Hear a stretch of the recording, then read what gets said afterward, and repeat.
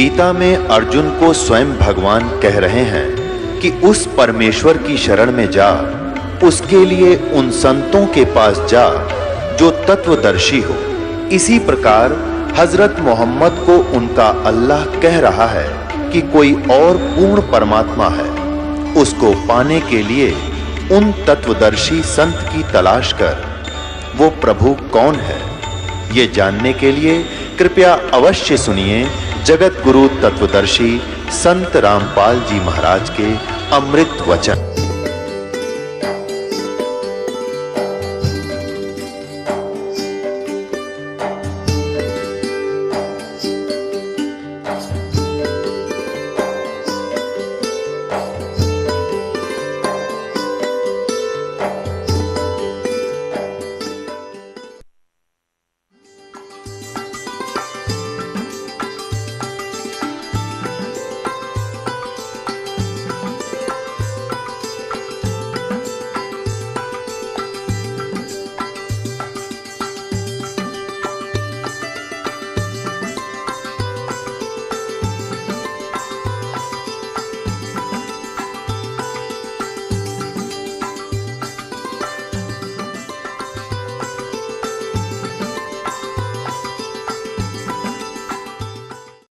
परमात्मा कहते हैं तू मेरी शरण में आर फिर लग ढंग से।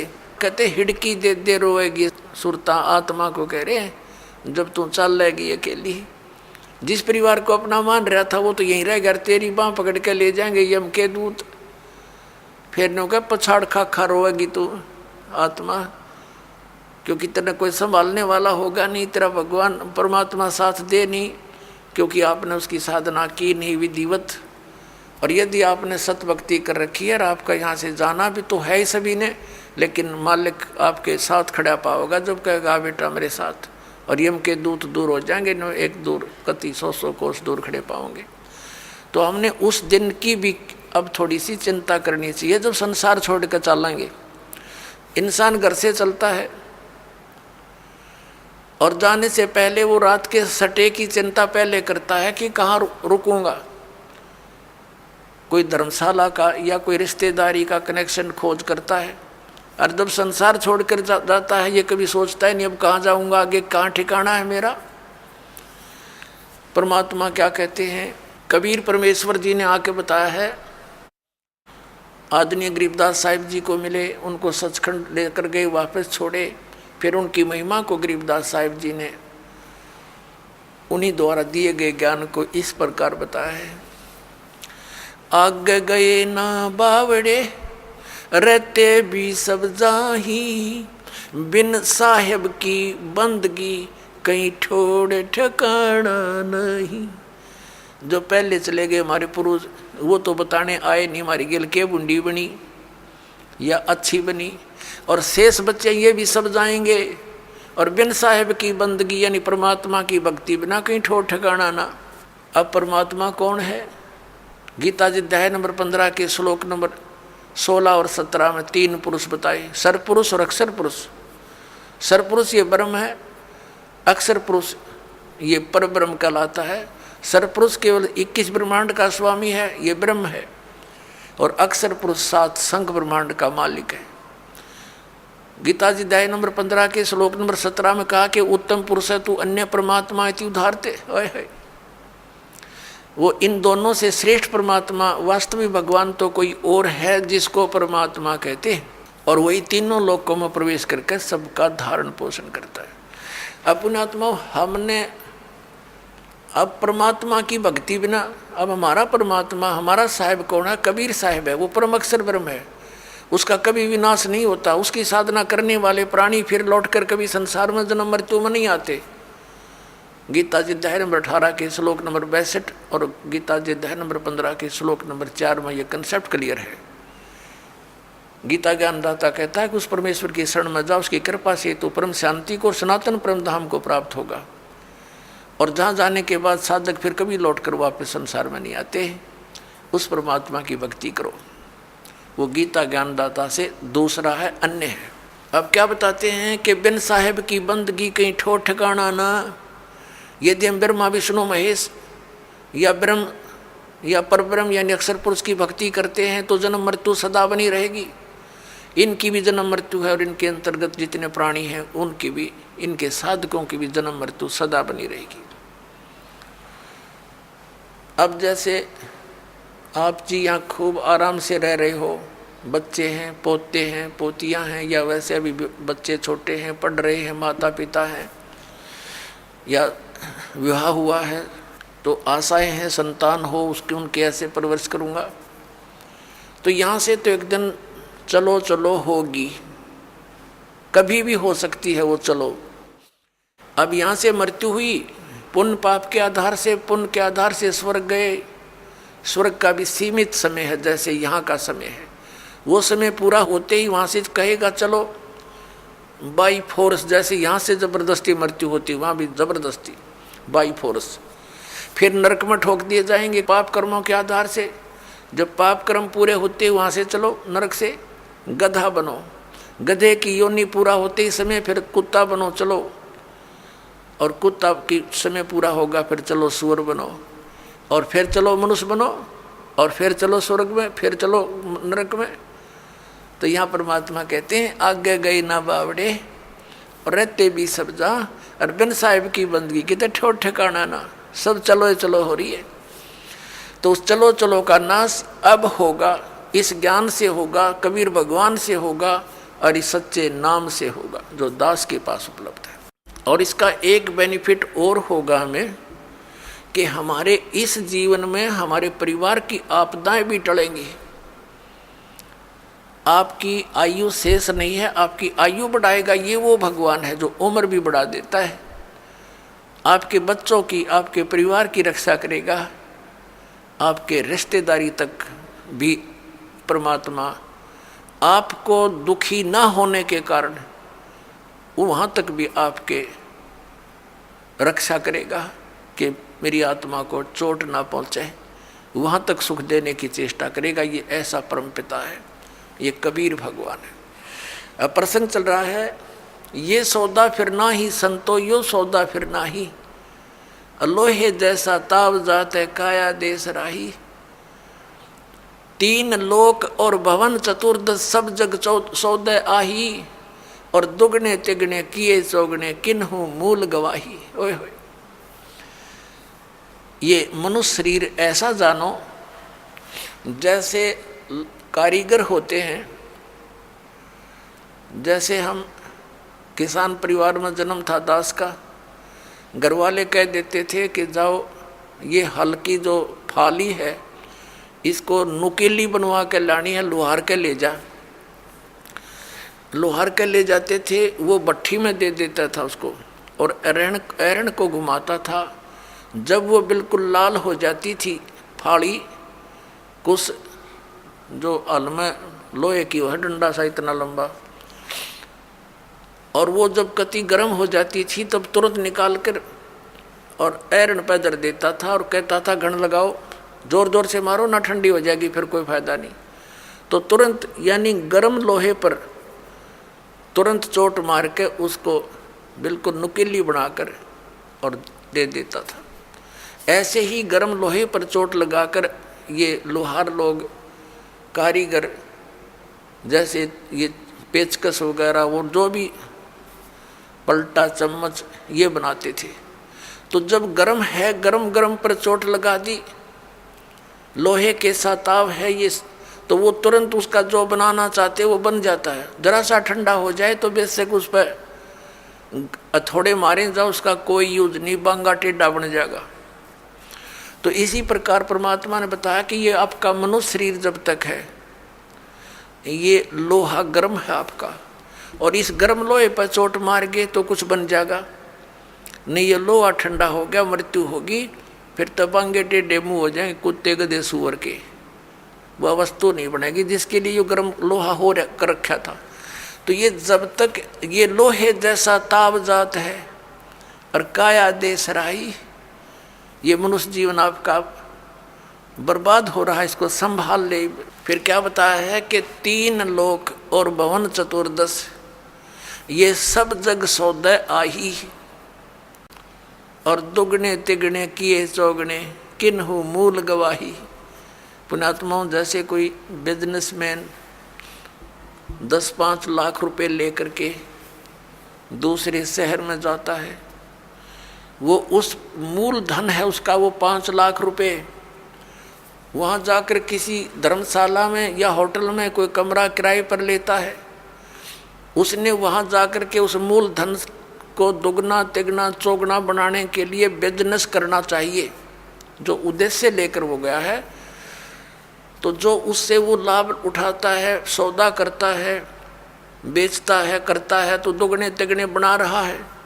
और यदि कोई उस मूल धन को, उस मूल धन से ही गुट्टी लगा रहा, शराब पीता है, किराए होटल का किराया भी दे रहा है, गुट्टी लावर खावे, अच्छा मालस हो जावे, तो वो अपने मूल का नाश कर रहा है, मूल धन को बर्बाद कर रहा है। तो जो उद्देश्य लेकर गया था 5 लाख रुपए के, उसने 15 लाख बना लिए, तो वो हो गया सफल। और जिसने मूल धन का भी नाश कर दिया वो हो गया असफल, और वो बन गया कर्जवान और मजदूर। जैसे किसी से कर्ज लेकर जाते थे पहले पुराने समय में, वो क्या करते थे, कोई गरीब व्यक्ति उसका कर्ज वापस नहीं दे सकता था ऋण, तो उसको मजदूर लगा लिया करते थे कि मेरी मजदूरी कर, पूरे कर। तो परमात्मा कहते हैं ये मनुष्य जीवन आपको श्वास की पूंजी मूल धन मिला हुआ है, इस मूल धन से आपने दोगुने तिगने चौगुने करने चाहिए थे। और जिसको सत्संग सुनने को नहीं मिला, उन्होंने अपने मूल का नाश कर लिया। परमात्मा कहते हैं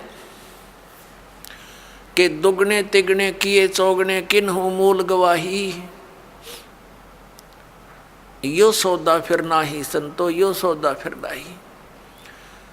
अब दुगने तिगने कौन कर रहा है और मूल धन का नाश कौन कर रहा है? दुगने तिगने वो कर रहे हैं प्राणी जो सत्संग को समझकर परमात्मा का उपदेश ले लेते हैं, भक्ति करते हैं, दान करते हैं, सेवा करते हैं, परमात्मा की भक्ति करते हैं। वो अपने इस मनुष्य जीवन की पूंजी को दुगना तिगना चौगुना बना रहे हैं, वो साहूकार हो रहे हैं। और जो इस मनुष्य जीवन के अंदर अपना केवल अपने निर्वाह तक सीमित हैं, गुट्टी लाई, सो गए, सिनेमा देखा, ताश खेले हैं और बकवादा में बड़े रहे, सिनेमा देखा, तो वो अपने मूल धन का नाश कर रहे हैं। उसके बाद फिर परमात्मा क्या बताते हैं, जो भक्ति नहीं करते क्या बताते हैं कि ये दम टूटे पिंडा फूटे, हो लेखा दरगाह माही, और उस दरगाह में मार पड़ेगी, तेरे यम पकड़ेंगे बाही, यम के दूत तेरी बाजू पकड़ के ले जाएंगे यहाँ से। और जा दिन की वो डरनी लागे, लज्जा रे अकनाही। फिर क्या बताते हैं परमात्मा कि जा सतगुरु की मैं बलिहारी, जो जामन मरण मिटाही। अब गरीबदास साहिब जी कहते हैं कि उस सतगुरु के ऊपर मैं बलिहारी जाऊं, जो जन्म और मरण के इस महान कष्ट से छुटकारा दिलवा दे। तो पुण्यात्मा, जन्म और मरण के रोग से छुटकारा कौन दिला सकता है? कबीर परमात्मा। और कबीर परमात्मा का रिप्रेजेंटेटिव, यानी उसका कृपा पात्र, उसकी भक्ति साधना बनाने वाला, बताने वाला संत जो साधना देगा, उस साधना उस भक्ति के कारण वो परम पिता परमात्मा कबीर साहिब आपकी जन्म और मृत्यु का ये नाश कर देगा। ना तो विष्णु जी की साधना से हमारा जन्म मृत्यु नाश हो सकता, जन्म मरण, क्योंकि ये स्वयं नाशवान है। ना शंकर भगवान की भक्ति से, ना दुर्गा की भक्ति से, ना ब्रह्म की भक्ति से। गीता ज्ञानदाता ये ब्रह्म है, श्री कृष्ण में प्रवेश करके बोलता है। ये खुद कहता है दूसरे अध्याय के 12वें श्लोक में, चौथे अध्याय के 5 और 9 श्लोक में गीता जी में, अध्याय नंबर 10 के श्लोक नंबर 2 में गीता जी में। ये गीता ज्ञानदाता कहता, अर्जुन तेरे और मेरे बहुत जन्म हो चुके, तू नहीं जानता मैं जानता हूँ। तो इसकी भक्ति करने वाला जन्म मरण से कैसे छूट सकता है? ये खुद जन्म मरण में गीता जी अध्याय नंबर 15 के श्लोक नंबर 16 और 17 में स्पष्ट किया है कि 2 पुरुष हैं, सर पुरुष और अक्षर पुरुष। अक्षर पुरुष ये 7 संग ब्रह्मांड का स्वामी है, और परम अक्षर पुरुष जो 17वें श्लोक में कहा 15वें अध्याय के कि उत्तम पुरुष है तो अन्य, और 8वें अध्याय के 3रे श्लोक में कहा कि वो परम अक्षर ब्रह्म है, गीता ज्ञानदाता कहता है। तो उसकी भक्ति से जन्म और मरण का रोग नाश होगा। वो असंख्य ब्रह्मांड का स्वामी है, सबका मालिक है। वो सरपुरुष पर भी प्रभु है और अक्षर पुरुष पर भी वही मालिक है, और अनंत उसके अतिरिक्त जितने भी ब्रह्मांड हैं सबका वो ओवरऑल कंट्रोलर है। तो वो अविनाशी है।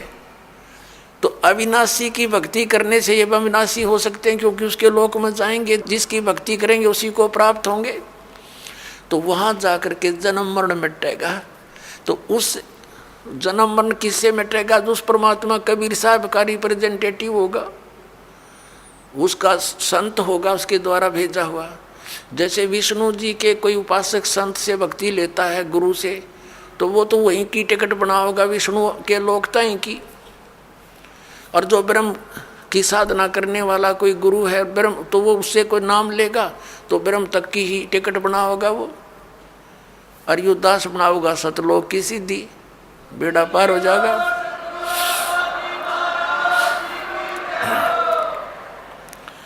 अब फिर क्या बात याद दिलाते परमात्मा? जा सतगुरु की मैं बलिहारी, जो जामन मरण मिटाही। यदि सत भक्ति ना की तो फिर क्या होगा कि बांध पिंजड़ी आगे धर लिया, कुल के लोग जंगल में ले जाके दिन ना ठोक जराही।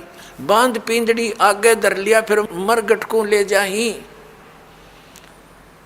और मात पिता तेरा कुटुंब कबीला मसलत एक ठहराई। एक सलाह बन गई सबकी के मर गया भाई, उठाओ उठाओ उठाओ जल्दी करो, कोई लकड़ी ढूंढ लग जाएगा और कोई उसने उठाकर पट दे जा धरेंगे शमशान घाट पे। कहते हैं मात पिता तेरा कुटुंब कबीला मसलत एक ठहराई, और बांध पिंजड़ी आगे धर लिया मर गटको ले जाही। अग्नि लगा दिया जद लंबा फूक दिया उस ठाही। अब कर दिया काम, वो शरीर नाश तो करना ही था ना, तो उसमें कीड़े चल जा। ये तो ऐसा शरीर है। इस मिट्टी से हमने सोना बनाना था भक्ति करके, और केवल ये पशु पक्षियों जैसे कर्म किए इस मनुष्य शरीर से हमने नाश कर दिया इस भक्ति का, इस मूलधन का। और फिर आगे के बनेगी जो भक्ति नहीं करके जाते, उसकी आगे कितनी लंबी कहानी बताई है। अब देखो इन नकली गुरुओं ने, हमारे धर्म गुरुओं ने हमारी कैसे दुर्गति करवा रखी है। परमात्मा बताते हैं, गरीबदास साहिब जी परमात्मा से प्राप्त ज्ञान को कैसे डिफाइन करते हैं कि मरने वाले का कर दिया अंतिम संस्कार, उसकी तो मिट्टी भी नहीं छोड़ी, ठाक नहर में गिराए। और फिर कहते हैं फिर पुराण बांध के पंडित आगे और पीछे गुरुड़ पढ़ाई। अपने आत्माओं, परमात्मा हमें याद दिलाते हैं कि मृत्यु के उपरांत जो गरुड़ पुराण का पाठ किया जाता है उसका लाभ क्या होगा। गरुड़ पुराण के अंदर ये लिखा हुआ है कि जो प्राणी भक्ति नहीं करता और ना वो दान पुण्य करता विधिवत, तो यम के दूत पकड़ कर ले जाते हैं, ऐसे रास्ते से ले जाते हैं उसके तांबे की धरती पर से लोहे कति जलते हुए नंगे पैरों जाता है। वहीं पर भंडारे चल रहे होते हैं, अन्य जो पुण्यकर्मी प्राणी तो खाना खा रहे होते हैं और उसको प्यास और भूख सताती है। यम के दूतों से कहता है मुझे खाना खा लेने दो, तो वो कहते खबरदार तूने खाना नहीं खा सकता क्योंकि तूने पुण्य नहीं किए। वो रोता है, बुरी तरह बिलखता है, बुरा हाल कर ले जाता है। और फिर वो कहते हैं एक बार ले चल धर्मराज के पास, और क्या आदेश होता है तेरी फिर सेहत बनावेंगे, तो न फिर गड़ेंगे। उसका कलेजा फटने को हो जाता है। फिर गरुड़ पुराण में बताया गया है कि जो ऐसे जुल्म करता है उसके हाथ कटता है, वो ऐसे कर्म करता है उसकी आंख फूटती है, वो अंधा होता है। परमात्मा कहते हैं मरने वाला मर गया, उसने जो करना था वो कर लिया। अब वो गरुड़ पुराण मरे पाछे के काम आओगा, उसका जिंदे जी पढ़ाना था ताकि उसको डर लगता, भगवान से भक्ति करता, परमात्मा इन दुखों को याद करके बुराइयों से बचा रहता। अब वो कर्म फोड़ कर चला गया, ईब गरुड़ पुराण का पाठ करा, इनकी सारी उल्टी रीति। अब परमात्मा क्या बताते हैं कि पुराण उठा, फिर पंडित आगे, गुरुजी आगे और पीछे गरुड़ पढ़ाई। फिर क्या बताते हैं परमात्मा, नर से तीतू पशुआ की जय गद्दा बैल बनाई, ये 56 भोग कहाँ मन बोरे की तो कुरुड़ी चरने जाई। ओए पुण्यात्माओं, इस काल ने हमारी बुद्धि इतनी कमजोर कर दी, हम ये सोचते हैं कि हमने जो आज ठाठ हैं मनुष्य जीवन में, जब चाहे भोजन खा लें भूख लगते ही, जब चाहे चाय बनवा के पी लें, काजू किस्म सेब संतरे खावें, हलवे खीर खा लेते हैं। परमात्मा कहते हैं अगर इतनी सुविधा भगवान ने दी है जिसका कुछ काम भी नहीं आ रहा है, यदि आपने सत भक्ति नहीं की, गुरु धारण किया नहीं, तो फिर क्या होगा। नर से तीतू पशुआ की जय गद्दा बैल बनाई, ये 56 भोग कहा मन बोरे की तो कुरडी चरने जाई। ओए होए पुण्यात्माओं, हमारा जो हृदय इतना कट्टर हो गया, इतना ज्ञानहीन हो गया हमारा हृदय में कि हम ये सुनकर भी इन्हों यकीन नहीं होता सचमुच हमारी यह दुर्गति हो जाएगी। और यह सबसे बड़ी भूल जीव का लगी हुई है। ठीक है, स्वयं बुद्धि काम ना करती तो संतों के वचन सुनने चाहिए। अब कई जैसे हम अपने रिश्तेदारों को या कोई मित्र प्यारे से कहा करते, भाई राम नाम ले लो, भक्ति कर लो, हैं गधा बनोगे कुत्ता बनोगे वीरन मैटी होगी, हैं तो वो क्या कहा करते, किसने देखा है देखी जाएगी। ले कोई बात हुई है। अब मरे पाछे के अर्गद अपने पाछे के देखी जाएगी, फिर तो कुमार देखेगा, डायमंड का बोरा कड़ पे मारेगा लठ। देखना थी देख, बुराई छोड़ भक्ति कर भगवान की। देखो कोई अंधा जा रहा है किसी कुमार्ग पर, गलत रास्ते पर, आगे से कोई आंखों वाला आ गया और उसको कह रहा कि सूरदास ये तेरा रास्ता ठीक नहीं, बहुत भयंकर बियाबान में चला जाएगा, तुझे खा जाएंगे हिंसक जानवर। अब वो यदि होश में है वो अंधा, तो आंखों वाले की बात पर विचार करना चाहिए कि इसने क्यों कहा ये बात,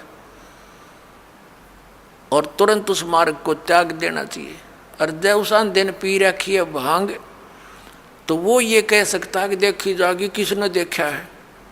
अरे आंखों वाला बता रहा है कि उसने देखा तभी तो वो तुझे सतर्क कर रहा है, और तेरा दुश्मन थोड़ा ही है। अंधे ने दिखा नहीं, आँखें वाले की माना नहीं, तो मर कुएं में पड़ गए। तो ये संत महात्मा जिन्होंने भगवान को देखा और वहाँ का सब विधान से परिचित होकर आए, हमें ज्ञान दिया कि ये जो क्रियाएं तुम कर रहे हो ये तुम गलत रास्ते जा रहे हो, इनको त्याग दो। अब ये संत महात्मा जो थे ये आँखों वाले थे, ये तत्व ज्ञान युक्त आँखें रखते थे, और हम अंधे हैं, तत्व ज्ञानहीन प्राणी हैं, और हम आँखों वालों की नहीं मानेंगे। हमने दिखता ना, और जिन्होंने दिखा उन्होंने बताया उनकी हम मानते ना, तो फिर वह बनेगी जो उस अंधे गेल बननी थी पड़बाड़ में। तो क्या बताते हैं, सुखदेव ने 84 भुगती बना पजावे खरवो, तेरी क्या बुनियाद प्राणी तू पेंडा पंथ पकड़वो। परमात्मा के ज्ञान से हमें पता चलता है कि एक सुखदेव नाम के ऋषि थे, और वो अपनी सिद्धि के कारण आकाश में उड़ जाते थे, लेकिन गुरु धारण नहीं कर रखा था, न सत भक्ति कर रहे थे। पिछले जन्म के पुण्य कर्मों से भक्ति शक्ति से उसकी बैटरी चार्ज थी, हवा में उड़ जाने की सिद्धि भी थी। एक दिन साधु संत महात्माओं की गोष्ठी हो रही थी और उसको बताया गया, वो स्वयं भी भगवान विष्णु के लोक में गए थे। विष्णु जी ने उनको रिजेक्ट कर दिया था कि आप निगुरे हो, आपका गुरु नहीं है, वापस जाइए, गुरु बनाइए फिर आइए। फिर उसने अन्य संतों से डिस्कस किया तो सभी ने बताया कि सुखदेव जी आपने गुरु नहीं बना रखा, ये सबसे बड़ी भूल है तेरी। ये जो आप आज हवा में उड़कर चलते हो, इसी से आप ये सोच बैठे हो कि मैंने बहुत कुछ पा लिया, ये कुछ भी सांग नहीं है। जब गुरु नहीं बनाया था गधे की योनि में जाओगे। जो ही उसको ये बात सुनने में आई तो उसने पिछले जन्म उसका एकदम सामने दिखाई दिया। फिर सुखदेव ऋषि ने बताया कि एक समय मैं गधे की योनि भोग रहा था, अंधा हो गया, मेरे मालिक ने छोड़ दिया, लठ मारे घर से निकाल दिया। चलता चलता एक पगडंडी की अटकल सी लगाता हुआ जंगल में वन में जा रहा था। आगे एक नाला आ गया, एकदम मेरे पैर उस नाले में गिरने लगे। मैंने सोचा छलांग लगा ले, वापस पैर नहीं आ पा रहे थे तो मैंने छलांग लगाई। वो भीड़ा सा नाला था, 2-2.5 फुट का 3 का, तो मैं बीच में फंस गया। चारों पैर लटके आगे पीछे थे, उसके नाले की पटड़ियाँ पर अड़ गया। इक्का दुक्का व्यक्ति जावे था उस रास्ते से, बहुत दूर था नगरी से, तो वो मुझे निकाल नहीं सका, उसने चेष्टा भी नहीं की इक्के दुक्के व्यक्ति ने, और मेरे ऊपर के पैर रखकर पार होने लगे, मेरी पुली बना ली। 10-15 दिन तक भुगत कर जीवन अंत हुआ। अब वो दुख याद आते हैं और भक्ति करता हूँ तो यहाँ परमात्मा भी याद दिलाते हैं कि सुखदेव ने 84 भुगती और बना पजावे खरवो, खरवा ने गधा। पजावे होते हैं ऊंचे ऊंचे, ये कुम्हार लोग बनाते थे पहले पुजावा, उसके ऊपर ईंटें बनाते जाते, ऊपर बाहर मिट्टी, उस राख को दूर नहीं डाल सकते क्योंकि और स्थान नहीं था, उसी के ऊपर बनाते रहे तो बहुत ऊंचा हो जाता है।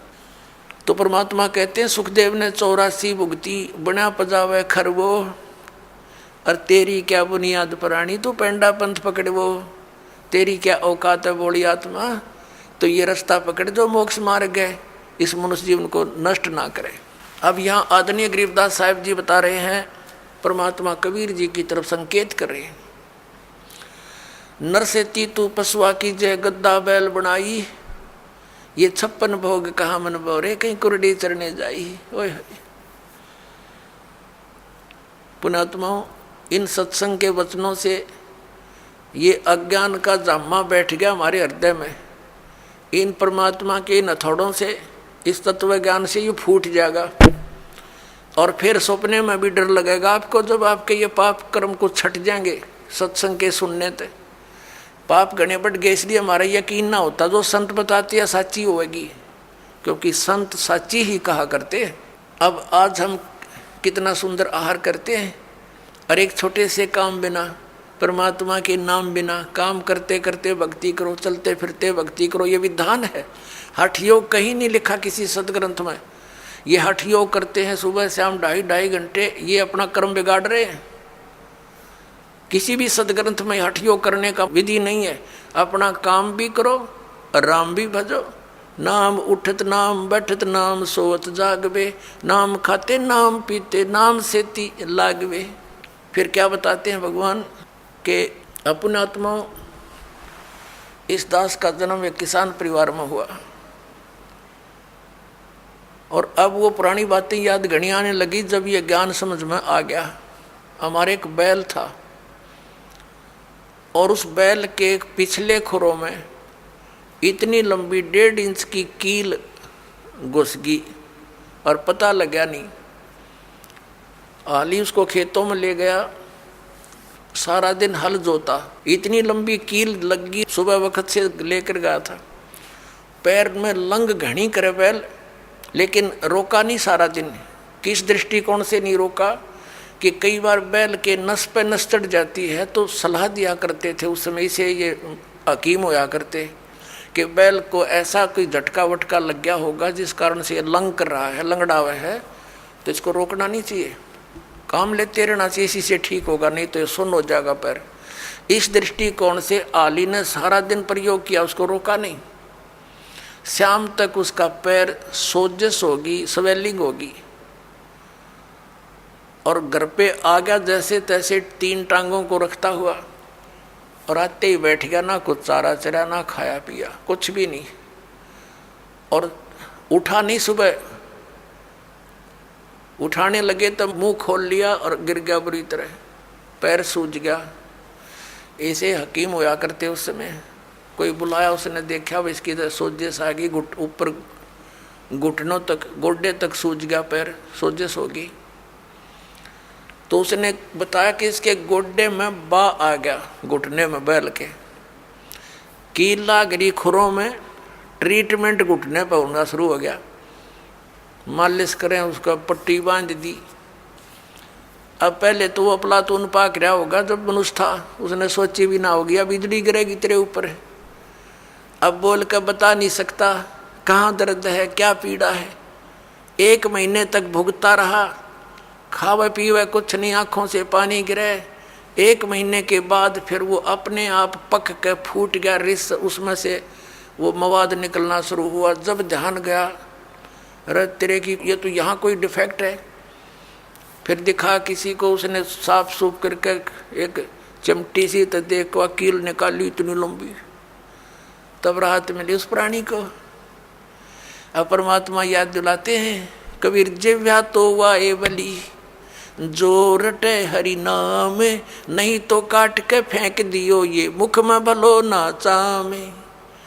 परमात्मा कहते हैं जीव तो वाए बली, जो भगवान का नाम सिमरण जाप करे, उसका गुणगान करे, नहीं तो इस चाम की कोई आवश्यकता नहीं, इस मुंह में इसने काट के फेंक दो इससे अच्छा। तो पुण्यात्मा सत साधना ना करने तो या जुबान छीन ली जाएगी हमारी, हम बोल के बता नहीं सकते। अब वो बातें दास का याद आने लगी जब परमात्मा का युग ज्ञान समझ में आया। ये आंखें खुल गई, रात की नींद गई, दिन की चैन समाप्त हो गया था। जब तक ये साधना नहीं मिली, और मिलने के बाद फिर सिरदर्द की बाजी ला दी। समझा है तो सिरदर पाऊँ, बहुर नहीं रहे सादा।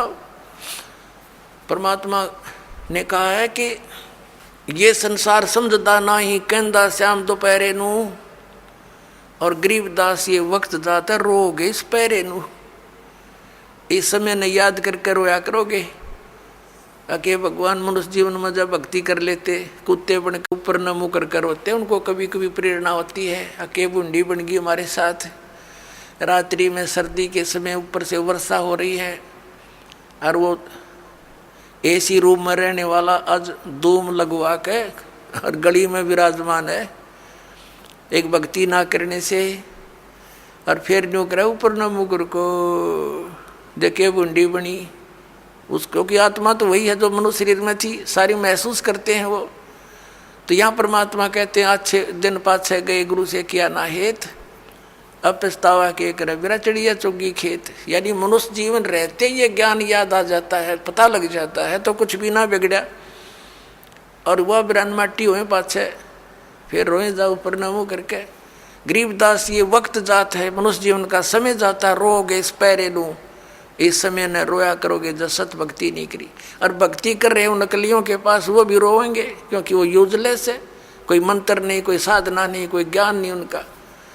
तो वह भी बात बिगड़ रही है। पुण्यात्माओं, काल ने घना जुल्म करवा रखा है आपके साथ।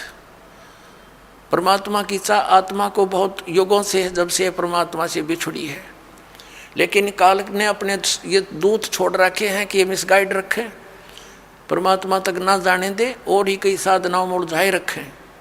ये तो दयालु आते हैं, अपनी समर्थता से हमें इस मार्ग को याद दिलाते हैं और इस पर दृढ़ करते हैं। ना काल इस पर होने ना दे।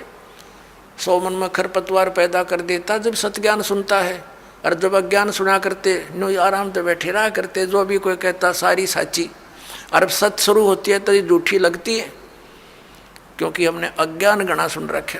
अब साधना करते हैं तो गलत करते हैं। क्या बताते हैं परमात्मा? प्रेत शिला पे जा बिराजे पितरों पिंड भराई, बोड़ श्राद्ध खान को आए ये काग भये कल माही। परमात्मा कहते हैं प्रेत शिला पे जा बिराजे, भूत बन गए, भूत ये गलत साधना करके। और फिर पितरों पिंड भराई, फिर पिंड भरवाए, और बोर श्राद्ध खान को आए काग भये कल माही। पुण्यात्माओं, ये सरहद निकालते हैं, ये कहाँ से लिया इन्होंने ये जुगाड़? जबकि वेदों में मना है कि श्राद्ध नहीं निकालने चाहिए। ये भूत पूजाएं हैं, भूत पूजोगे तो भूत बनोगे। गीता जी अध्याय नंबर 9 के श्लोक नंबर 25 में कहा कि भूत पूजने वाले भूतों को प्राप्त होंगे, पितरों की पूजा करने वाले पितर बन जाएंगे, देवताओं की पूजा करने वाले देवताओं के पास जाकर उनके नौकर लगेंगे। और मेरी पूजा करोगे मुझे प्राप्त होगे। तो गीता जी में तो मना किया कि पितृ पूजा, भूत पूजा ये 13वीं करनी, अस्थि उठानी, गति कराने के लिए गंगा में डाल कानी, ये सारी शास्त्र विरुद्ध साधना है, वेद विरुद्ध साधनाएं हैं, ये नहीं करनी चाहिए। अरे हमारे धर्मगुरु इन नवगाटा जुड़वा रहे हमारा कि श्राद्ध निकालो, 13वीं करो। अपना आत्मा परमात्मा कहा करते, रे भोली सी दुनिया सत्य गुरु बिन कैसे सरिया, रे भोली सी दुनिया सत्य गुरु बिन कैसे सरिया। अपने लला के बाल उतरवावे देख के चीना लग जइया। एक बुढ़िया लेकर जागी अपने पोते या पोती ने, कहाँ गुड़गांव में आड़ी पे अपने इष्ट धाम पर ले जाते हैं जहाँ पर भी, और वहाँ नाई बैठा होता है। और अज्ञानी धर्म गुरुओं ने हमारे को ये सलाह दे रखी है कि पहले बाल बच्चे के अपने माता के ऊपर उतरवाने चाहिए इष्ट धाम पे। अब वह बुढ़िया जाती है पोता पोती ने लेकर साथ में पुत्र वधू, और वहाँ नाई बैठा होता है। उसको जा कर के वह बुढ़िया कहती है कि रे नाई के भाई मेरे पोते के बाल काट दे।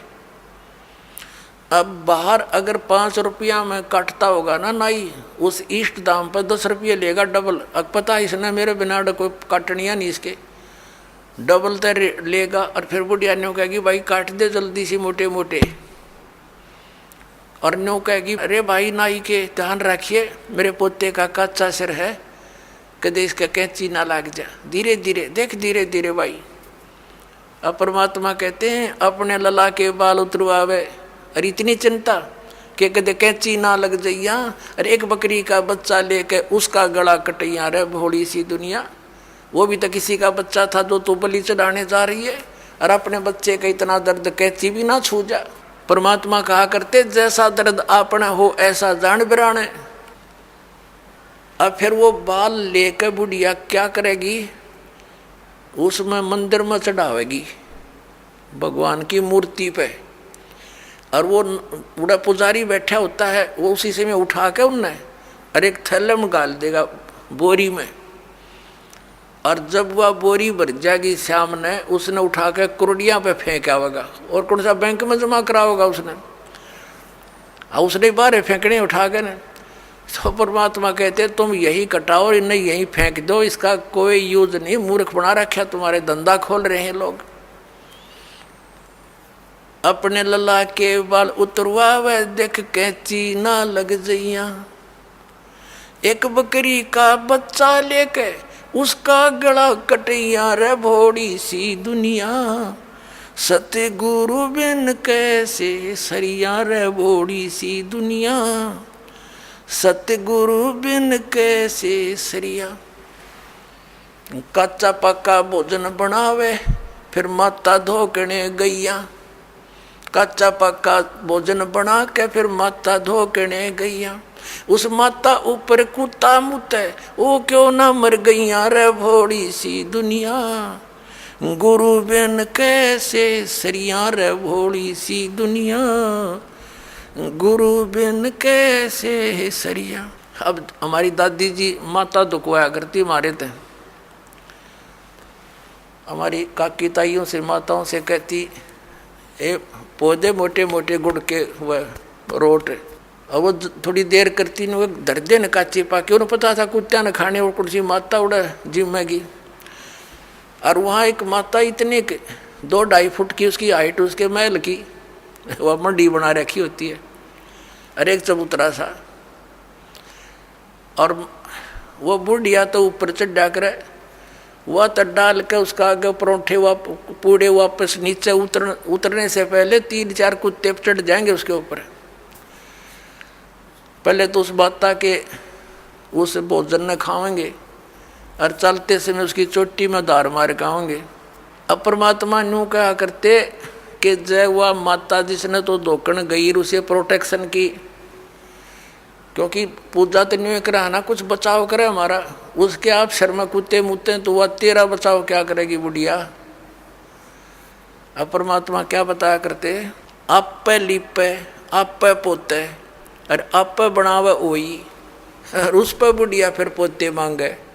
देख अकल कहाँ से खोई।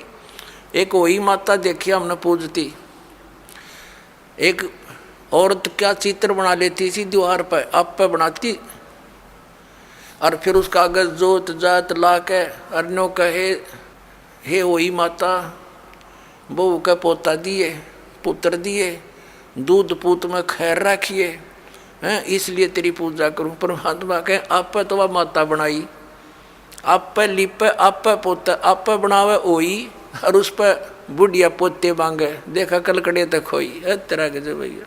परमात्मा क्या याद दिलाते हैं कि जाटी पूजे पीपल पूजे और सिर तुलसा के हो और दूध पूत में खैर राखिए न्यो पूजू हो तो जांडी पूजे और पीपल में पानी चढ़ावे और फिर तुलसी माता ने पूजे। और उनको किस लिए पूज रही हूँ कि मेरे दूध पूत में खैर रखिए। बता अकल देखो हमारी। ये हमारे धर्म गुरुओं की गाइडलाइन थी हमारे को। ये शास्त्र विदिता का मनमान्य साधना करवा के सारे भूत बनवा दिए। फिर क्या बताते हैं परमात्मा, जीवित बाप के लट्ठम लट्ठा और मुए गंग पुचैया और जब आवे आसुज का महीना और वो कौवा बाप बनैया रे बोड़ी सी दुनिया। सतगुरु बिन कैसे सरिया। जैसे जीवित बाप के साथ तो खेचा तानी रखे नकम्मी आत्मा है, और मरने के बाद फिर उसकी गति के लिए चलेंगे कहाँ से। देखो पुण्यात्माओं, ये हमारे धर्म गुरु कहाँ से गति कराने लगते हैं मृत्यु के उपरांत। पहले तो यूँ कहेंगे कि अस्थि उठाओ और गंगा में प्रवाह कराओ, इसकी गति हो जाएगी। अच्छा क्या करते हैं, एक व्यक्ति नाम ना ले हुआ था, उसकी पत्नी ने नाम ले रखा था और वो वैसे उसका अपनी पत्नी को मना नहीं करता था, ज्ञान से बहुत कुछ परिचित भी था, लेकिन उसके सामने एक बात आती कि मेरा पिताजी की मृत्यु होगी और मैं यदि गंगा में अस्थि नहीं डालकर आया तो फिर मेरी आत्मा नहीं मानेगी, तो मैं इसलिए नाम नहीं लूं। एक दिन वो बता रही थी उसकी पत्नी कि मेरे तायसरे की मृत्यु होगी, यानी उसके ताऊ की, और वो लेकर गए उसकी अस्थियों को गंगा घाट पे। वहाँ बैठे वो पांडे और वहाँ इन्होंने अपने अक्षेत्र बांट रखे हैं कि ये मेरे अक्षेत्र का, ये मेरे अक्षेत्र का। जाते ही पूछ लेते कहाँ से आए जी, वो बता दिया जी ऐसे ऐसे सोनीपत से आए। अच्छा अच्छा आज तुम हमारे हो वो पकड़ ले गए। तो वहाँ जाकर उसने देखा खोल कर पिछला सारा इतिहास बता देते हैं। तो क्या बोले वह नो बोले यजमान इब कद बहुत जन्माए रे तेरा गजब भैयो। अब वो कह रही थी कि वो बतावा था उसका पति कि मेरा माथा ठनका गया, दुश्मन तो इन्हों बाट देखा हम रोज मरा। इन्हों कहा इब कद बहुत जन्माए गति कराण। तो वो कहने लगा उसके बाद मेरा वहाँ से मन हट गया कि वो तो हमारी सारा दिन जो है ना ये कुसोण मनावे हैं। अपने आत्माओं की गति करवा दी कि गंगा में अस्थि डलवा दी, होगी गति। फिर कहें 13वीं करो। 13वीं किस लिए कि गति कराने खातिर। अच्छा वह 13वीं भी कर दी। फिर कहें अब इसके सरहद निकालो। पहले प्रत्येक महीने किया करते, फिर छठे महीने और बड़ा व्यवस्था करते थे, और फिर 1 वर्ष के बाद वो कंप्लीशन होता था, उसका समापन करते थे। 1 साल में पूरे वर्ष लगे रहते थे गति कराने। और फिर क्या करते हैं परमात्मा कहते हैं प्रेत शिला पैजा बिराजे पितरों पिंड भराई। फिर पिंड भरवा दो, पितरों की मुक्ति हो जाएगी। और परमात्मा क्या कहते हैं, जीवित बाप के लट्ठम लट्ठा हर मुए गंग पुचैया, और जब आया आसुज का महीना कौवा बाप बनैया रे बोड़ी सी दुनिया। अब फिर आगे श्राद्ध के समय आसुज का महीना। तो जिस तिथि को कोई घर का सदस्य मृत्यु को प्राप्त होता है तो हमारे धर्म गुरु वो तिथि नोट कर लेते हैं आसोज के महीने में अमावस्या से लेकर पूर्णमासी तक उस किसी भी तिथि को मृत्यु होती है तो उस दिन विशेष कार्यक्रम करते हैं, श्राद्ध निकालते हैं। और सबसे पहले क्या करते हैं, वो बना कर भोजन ऊपर रखते हैं छत पे, और उसी समय कौवे आकर खा जाते हैं। तो वो क्या कहते हैं हमारे धर्मगुरु, देखो भोग लग गए तेरे पिताजी, हो सकता कौआ बन रहे हो। अरे भले आदमियों, गति करान लागे थे, कौआ बना के छोड़ दिया। ये है इनके साधन। अब परमात्मा कहते हैं प्रेत सला पैजा विराजे पितरो पिंड भराई, और बहुत सरहद खान को आए काग बने कलमाई। आगे क्या बताते हैं, जय सतगुरु की संगत करते सकल कर्म कट जाई, अमरपुरी पर आसन होते जहां धूप ना छाई। अब क्या बताते हैं, जय सतगुरु की संगत करते, सतगुरु मिल जाते तो ये सारे कर्मों तो पीछा छूट जाता, ना श्राद्ध निकालने, ना भूत बनना, ना कौवे और पशु की योनियों में जाना। और फिर क्या होता, अमरपुरी पर, अमरपुरी जिस स्थान का कभी नाश ना हो, सतलोक सनातन परम धाम की प्राप्ति हो जा, जब सतगुरु मिल जा तो और ये झंझट मिट जा सारे। और ये हमारे गुरुजी धर्म गुरु ने कहा श्राद्ध तो वैसे निकालना चाहिए, इन्हें तो हमारे कर्म बिगड़वाण का ठेका ले रखा था। पुण्यात्माओं, पवित्र हिंदू धर्म के जो सदग्रंथ हैं, पवित्र चारों वेद और पवित्र श्रीमद् भगवत गीता, और पांचवा वेद जो परमात्मा कबीर जी की वाणी जो उनके मुख कमल से बोला गया, उसमें कंप्लीट ज्ञान है, सभी सदग्रंथों का सारांश है। वो तो इनके हाथ नहीं लगा क्योंकि संस्कृत के ज्ञाताओं ने वो तो रिजेक्ट कर रखा था। कबीर साहब की वाणी तो एक अशिक्षित की वाणी है, इस करके वो हमारे तक नहीं आने दिया। तो इनमें जो पुराण हैं, ये पुराण क्या चीज है, गीता और वेद, ये चारों वेद, उन चारों वेदों का सारांश श्रीमद् भगवत गीता।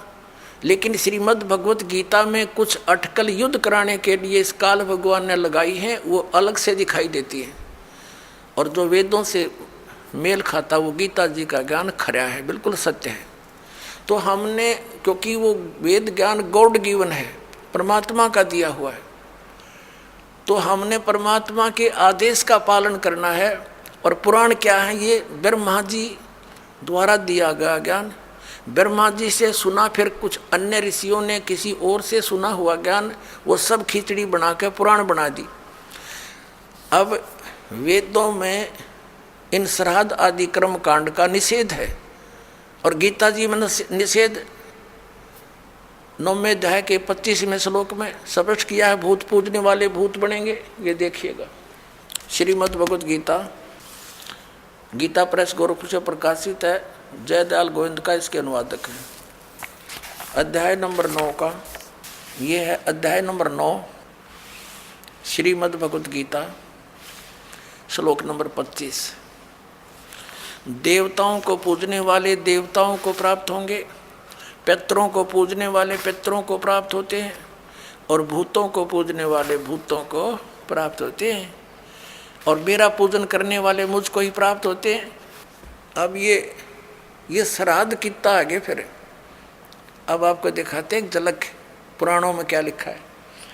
एक मार्कंडे पुराण है, एक रुचि नाम के ब्राह्मण थे, ऋषि, और उसने वेदों को समझा पढ़ा कि मनुष्य जीवन, ये ज्ञानी आत्मा थे कि मनुष्य जीवन केवल मोक्ष प्राप्ति के लिए प्राप्त होता है। इसलिए उसने ना तो विवाह कराया, ब्रह्मचारी पद पर रहते हुए 40 वर्ष की उम्र हो गई थी, और अपना जंगल में वन में रहता था, कोई मकान झोंपड़ी भी नहीं डाल रखी थी, ये सोच करके मोक्ष प्राप्ति करानी है और ना क्या संग्रह करना है, 2 दिन का जीवन है।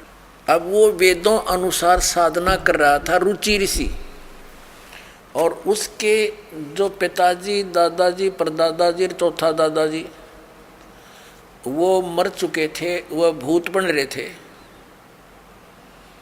और वो भी ऋषि थे, ब्राह्मण थे, उनने भी ये कर्मकांड करे और करवाए थे, तो भूता बनेंगे वह। तो वो चारों दिखाई दिए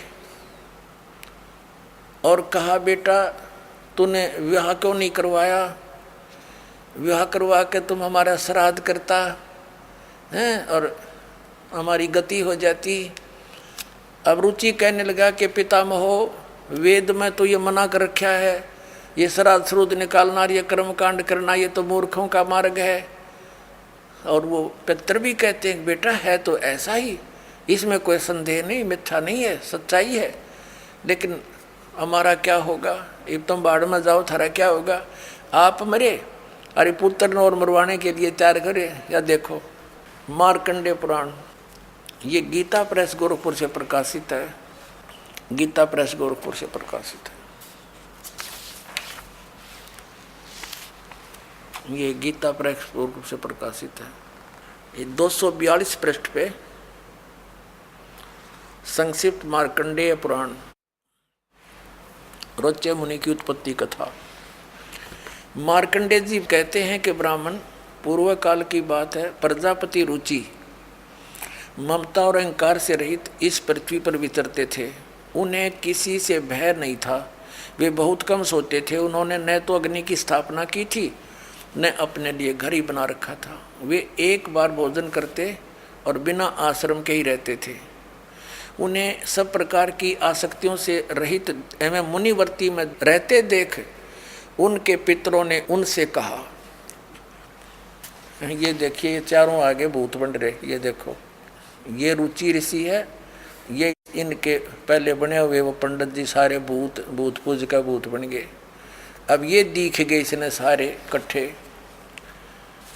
पितर बोले, बेटा विवाह स्वर्ग और अपवर्ग का हेतु होने के कारण एक पुण्यमय कार्य है। ये तो इन पितरों के वचन हैं, ये तो पितरों के वचन है जो अपनी सलाह दे रहे हैं। अब देखना, उसे तुमने क्यों नहीं किया? ग्रस्त पुरुष समस्त देवताओं, पितरों, ऋषियों और अतिथियों की पूजा करके पुण्यमय लोकों को प्राप्त करता है। वह सभा के उच्चारण से देवताओं को, शब्द से पितरों को तथा अन्नदान, बलि, वैष्णदेव आदि से भूत आदि प्राणियों एवं अतिथियों को उनका भाग समर्पित करता है। बेटा, हम ऐसा मानते हैं कि गृहस्थ आश्रम को स्वीकार न करने पर तुम्हें इस जीवन में क्लेश पर क्लेश उठाना पड़ेगा तथा मृत्यु के बाद और दूसरे जन्म में भी क्लेश ही भोगना पड़ेगा। रुचि ने कहा, पितरगण, परिग्रह मात्र ही अत्यंत दुख एवं पाप का कारण होता है तथा उसे मनुष्य की अधोगति होती है, उससे मनुष्य की अधोगति होती है। यही सोचकर मैंने पहले से स्त्री संग्रह नहीं किया। अब यहाँ देखो, पितर बोले, बेटा जितेंद्रिय होकर आत्मा का प्रक्षालन करना उचित है, किंतु तुम जिस मार्ग पर चल रहे हो वह मोक्ष मार्ग है। बता, इसने तो घटिया मान रहे मोक्ष मार्ग ने कि तुम जो कर्म कर रहे हो जिस मार्ग पर चले तो मोक्ष मार्ग है। अरे हम बतावांगे पितृवर्ण का मार्ग। देखिए, रुचि ने पूछा, पितामहो, वेद में कर्म मार्ग को अविद्या कहा गया है। जो तुम सलाह दे रहे हो वो कर्म कांड, श्राद्ध श्रुद्ध निकालना, पितृ पूजना, वो तो मूर्खों की विद्या का, अविद्या का है, मूर्खों का सलाह कही है। फिर क्यों आप लोग मुझे उस मार्ग में लगाते हैं? पितृ भी कहते हैं, पितृ बोले, यह सत्य है कि कर्म को अविद्या ही कहा गया है, इसमें तनिक भी मिथ्या नहीं। फिर थारा सिर बच गया, फिर क्या रह गया? बता भाई, ये हमारे पुराणों में लिखा है। अब इस बात को पितर भी मानते हैं कि आप जो साधना करें तो मोक्ष मार्ग है, और आप फिर उसको सलाह दे रहे हैं भूत पूज, श्राद्ध निकाल, ब्याह करवा, और यो नरक मार्ग है। और आप भी मानते हैं कि आप जो मार्ग अपना रहे हो तो मोक्ष मार्ग है। और रुचि कहता है वेद के अंदर तो इसको अविद्या मूर्खों की साधना बताइए, तो पितर भूत पूजना, श्राद्ध निकालना, और पितर स्वीकार भी कर रहे हैं, कहा ऐसा ही है, इसमें कोई मिथ्या नहीं।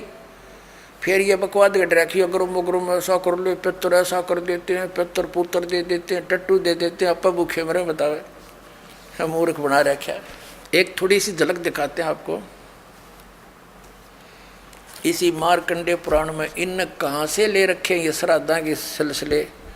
एक मंदालसा नाम की औरत थी, उसने अपने पुत्र को शिक्षा दी, और वह ये ले रहे हैं। देख मार्कंडे पुराण के अंदर है, यही आपको सुना रहे हैं। अब इसके 80 पृष्ठ पर दिखाते हैं आपको। ये 81 पृष्ठ से थोड़ा सा लेंगे। मंदालसा बोली महाराज, ये मंदालसा ज्ञान देती हुई आ रही है। ये 82 पृष्ठ पे संक्षिप्त मार्कंडे पुराण यहाँ देखिए। अब ये क्या सलाह दे रही है कि जो पितर देवलोक में है और जो त्रिक योनियों में ये पशु पक्षी बने हुए हैं, और जो मनुष्य योनियों में एवं भूत वर्ग में स्थित हैं, भूत बन रहे हैं, और वे पुण्यात्मा हों या पापात्मा, जब भूख प्यास से विकल होते हैं तो वे अपने कर्मों में लगा हुआ मनुष्य पिंड दान तथा जल दान के द्वारा उन्हें तृप्त करता है। इसी तरह वह देवताओं और अतिथियों को भी संतुष्ट रखता है। देवता, मनुष्य, पितर, भूत, प्रेत, गुहक, पक्षी, कृमि और कीट आदि भी मनुष्यों से ही जीविका चलाते हैं। अब ये क्या बता रही है कि चाहे तो वो जो पितर देवलोक में हैं, जो त्रिक योनियों में पड़े हैं, और जो मनुष्य योनियों में यानी भूतादि पितर पैतर बन रहे हैं, वे पुण्यात्मा हों या पापात्मा, सब भूखे प्यासे मरते रहते हैं।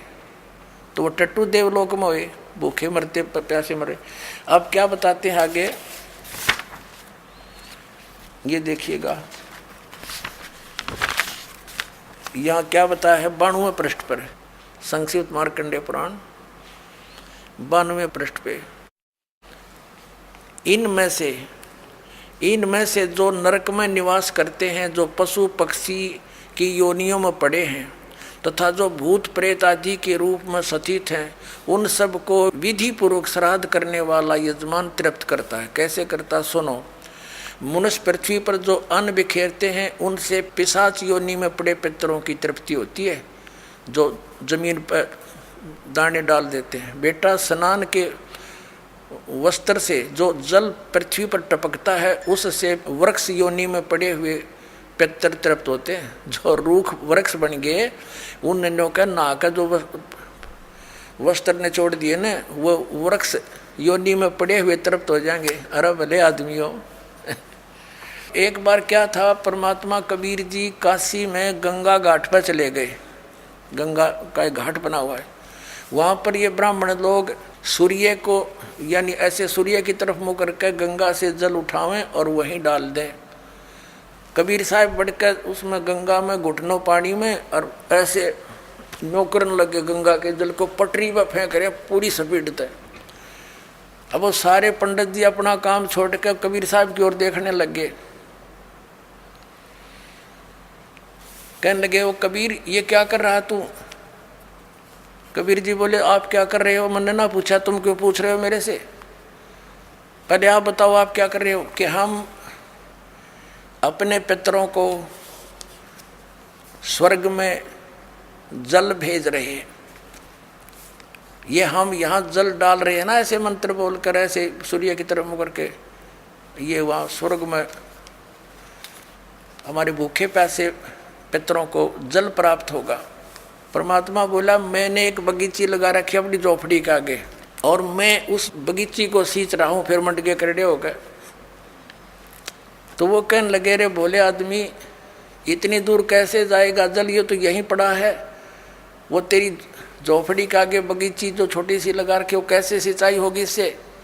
कि 1 लाखों किलोमीटर दूर, मील दूर तुम्हारे पितरों को स्वर्ग में ये पानी मिल सकता है, तो ये 2 किलोमीटर पर क्या दिक्कत आएगी इसको? तो उनकी चौंध टूट गई। पंडित जिया ने फिर अपना गलती स्वीकार की, मालिक की शरण ग्रहण करी।